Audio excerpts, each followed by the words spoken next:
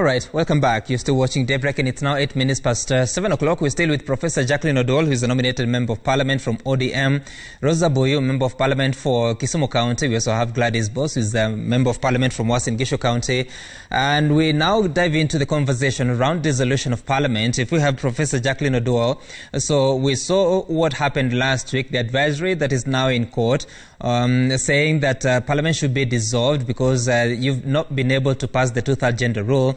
First of all, I don't know what your views have been. We know what Gladys Boss feels, but yourself, how do you feel about this advisory? And despite the stay orders currently in place, what do you think is the best way forward out of this question?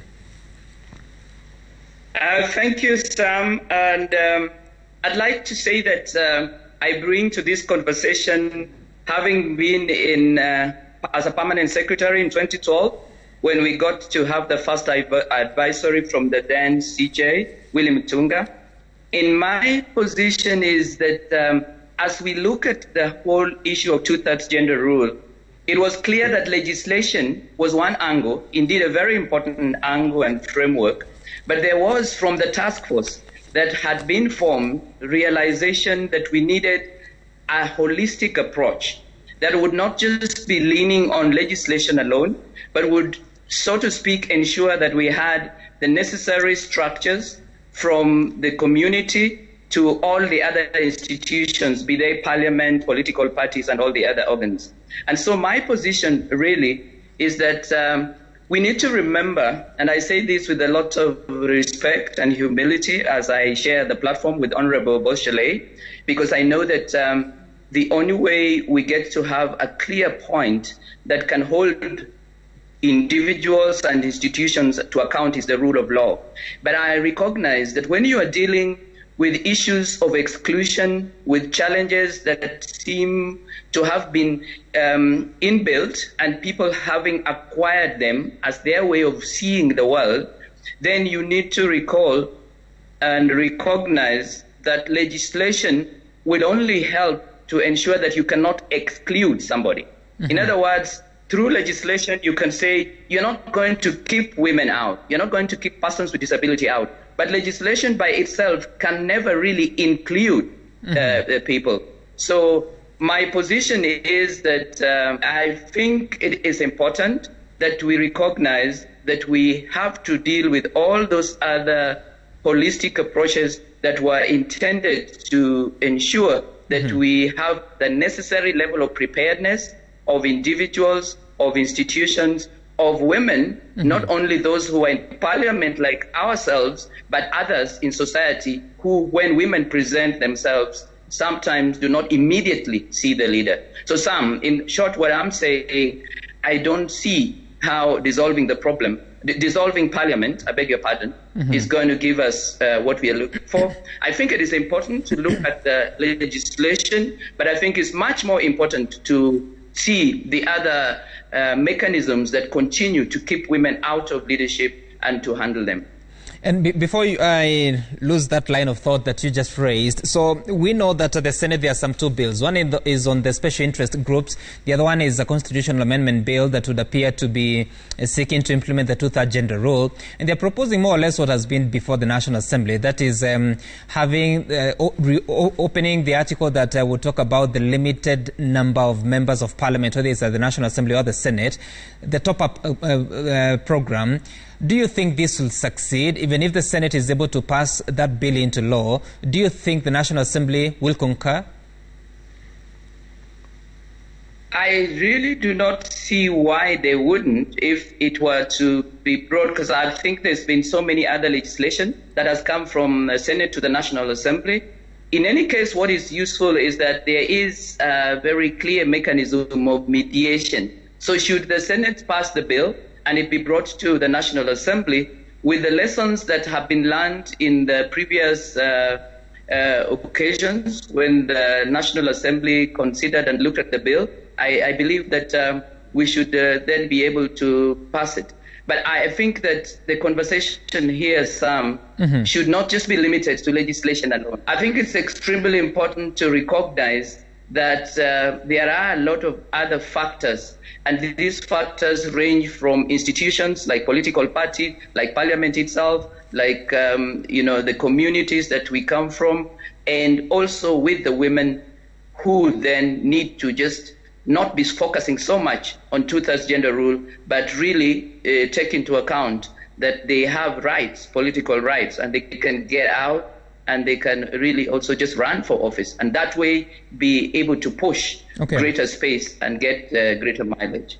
All right, and I would suppose that that's what the special interest groups bill is trying to achieve. But Honourable Bose, of course, your voice has been very clear that you are for dissolution. Last week when you spoke, you had said that it was not going to be possible to contest the advisory by the Chief Justice. But watching you that day in the evening, you said that there was that possibility. So it has now happened, and of course the matter is still pending. Not yet a panel has been constituted. First of all, what are your thoughts about what we are seeing at the judiciary? I think what has happened is when any action is about to be taken, everybody has a right to apply for an injunction to hold off the action being taken, which in this case is the dissolution. It's not suspending the advisory. Mm-hmm. It is an injunction to save the status quo, to allow for the person to be able to ventilate, or the party that has applied to court to ventilate their issues before the court. Mm-hmm. So you can get, and you see, an injunction is not permanent. It's a temporary decision.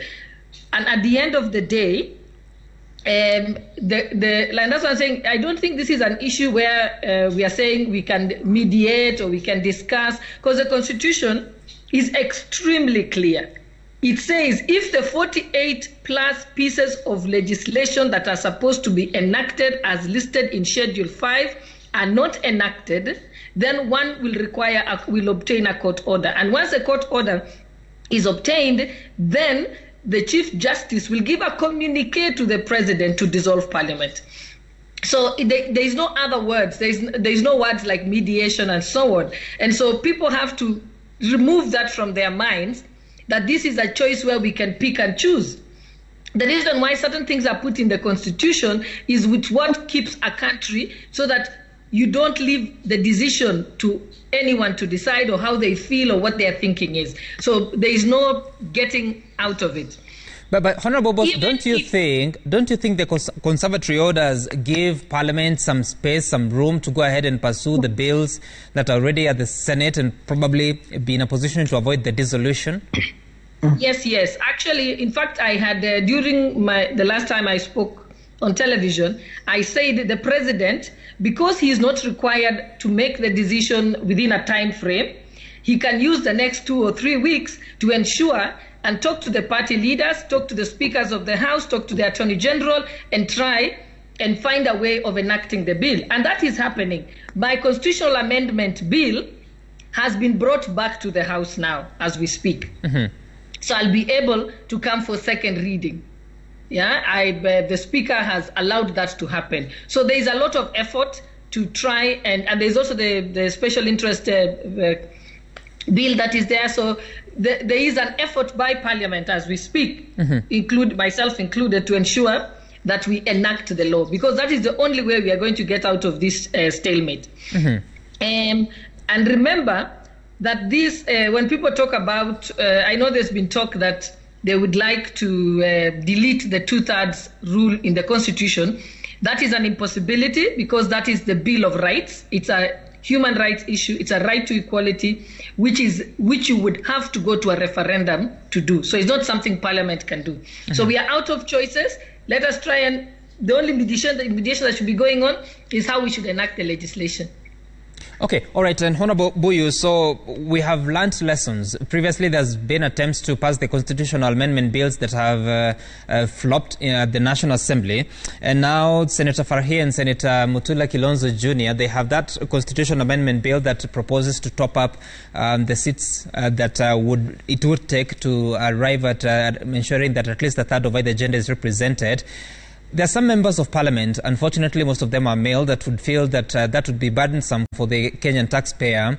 What are your thoughts, and do you think there's any chance of success of that bill, despite the fact that Professor Odwal feels that we cannot win this through legislation alone?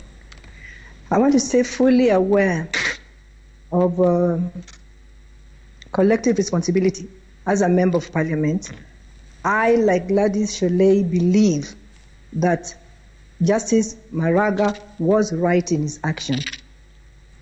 Like Sholei says, 5th schedule clearly states that all the pieces of legislation should have been enacted within 5 years, and goes ahead to give another extension for 1 year just in case we needed more time. Mm-hmm. We have gone to court, or Kenyans have gone to court 4 times on this same issue, and I want to say that the courts have been very lenient with Parliament, giving them extra time even after the 6 years, the stipulated 6 years.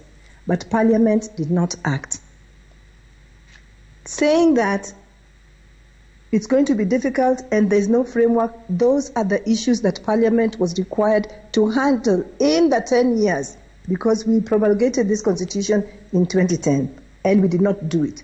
So blaming Maraga for the failure of Parliament will just not do it. I know that there's been talk about the special interest group on Article 100, which the National Assembly tackled, and I think they've passed it on to the Senate. Mm-hmm. That article does not answer to Article 27. Right. Because the Article 100, that is specific on special groups, talks about representation alone. Mm-hmm. But Article 27 goes beyond representation. It also talks about appointative opportunities, which is not representation. Mm-hmm. Article 100 is specific on women, youth, and people living with disability. But Article 27 is talking about gender, which is both men and women. So Article 100 will fall short to actually operationalize Article 27. Right. And therefore the question, knowing what National Assembly has gone through the past years, do you think there's a possibility that the bill sponsored by Senator Farhi and Senator Mutula Kilonzo Jr. of amending the Constitution to ensure that there's top-up mechanism, do you think it can succeed at the National Assembly when it comes there? You know, I want to say that it might just succeed out of fear now.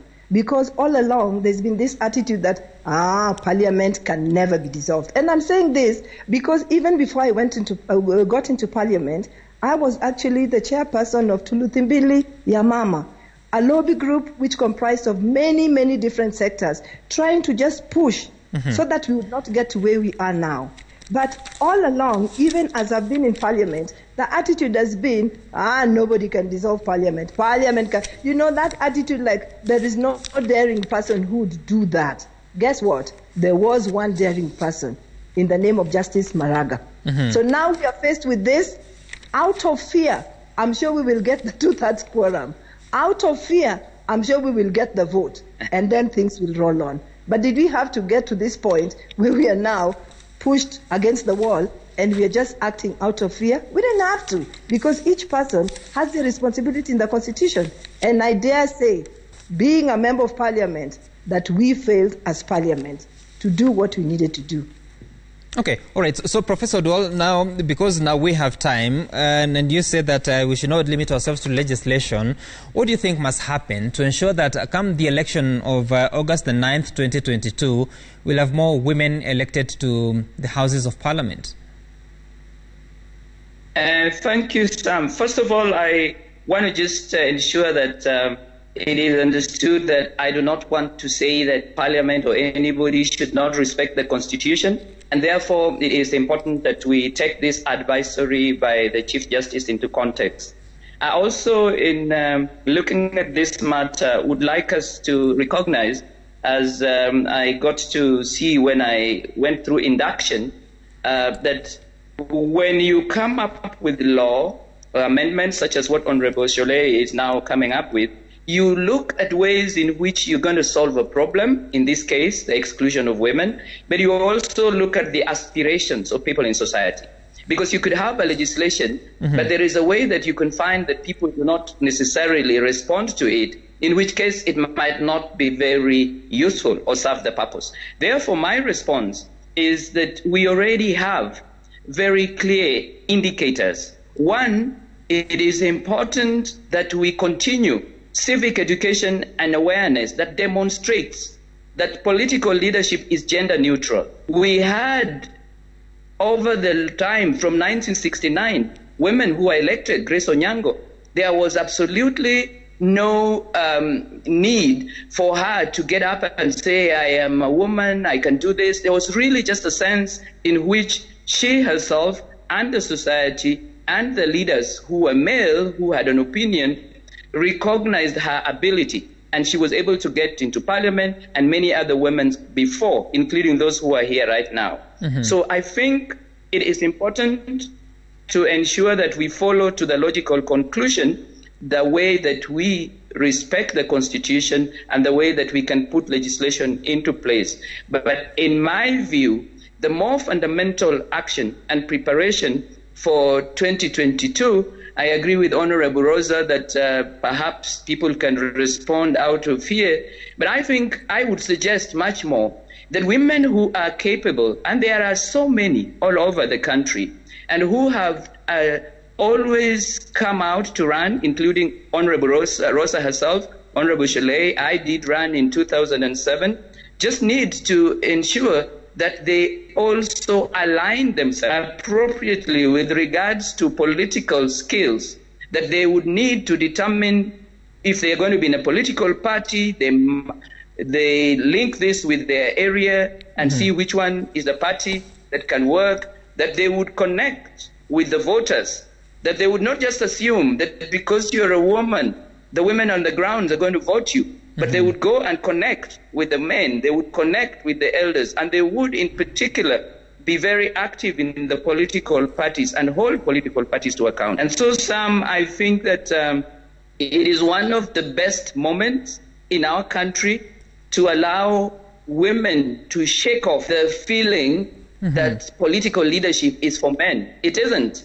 Leadership is gender neutral, and you need legislation to help those who might want to get out of line to be brought to bear. But I think much more, you need a lot more awareness, you need a lot more assertiveness, you need a lot more skills of negotiation, and you really need to just hold political parties to account and ensure that women who are capable will be elected come 2022.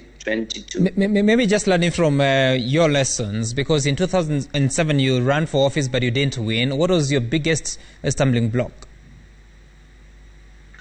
The biggest stumbling block is really what I think we have also to some extent failed to legislate. I know Honorable Shelley might be able to help and guide here, was the fact that I didn't have the kind of money that the candidate who ended up getting the ticket did.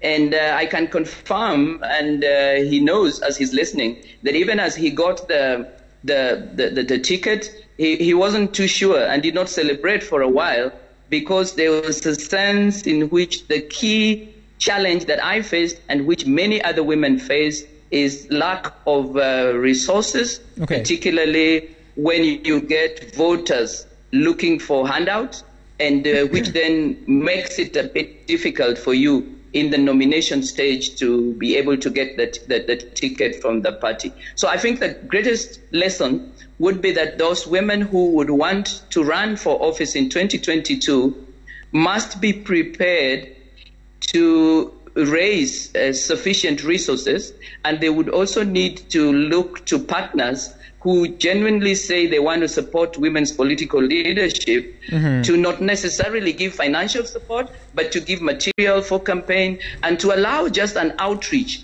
that enables the voters to see the leadership in the female candidate and therefore to allow them to represent them. All right. And Honorable Boss, so now we see the special interest groups bill that is before the Senate is proposing that, among other things, that political parties will be required to allocate funds for these special interest groups, that is including women, so that they're able to sponsor their campaigns and also their publicity. Do you think that will do a great deal in boosting the candidacy of women running for seats that are not exclusively for women? Those are just those are other factors. Remember, we've tried political party leadership. I think Honorable Rosa knows this very well because she was part of the movement with me.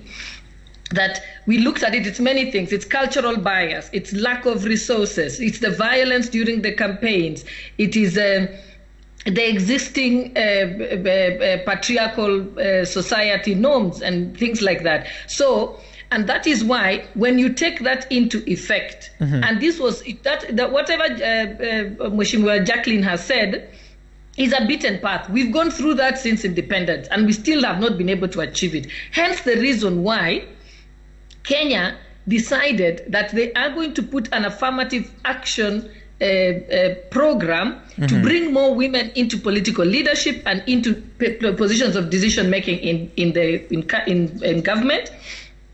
And it will, and normally affirmative action programs are not permanent. They are for a certain period until such time as we achieve equality.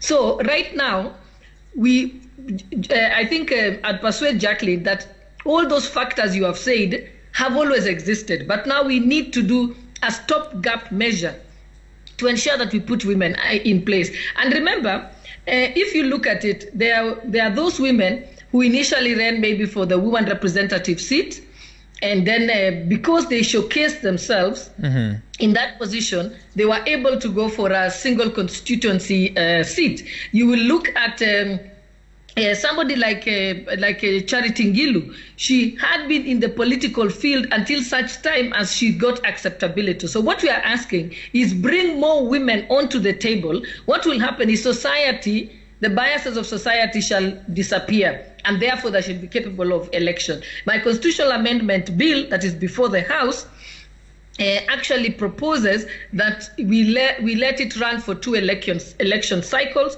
We believe that by that time we'll have achieved equality. So this is not something that is negotiable. And remember, this is not just something that Kenya looks into. Affirmative action is something that has been done all over the world. When Kenya signed the various international conventions, it was because the world was fully aware. Okay.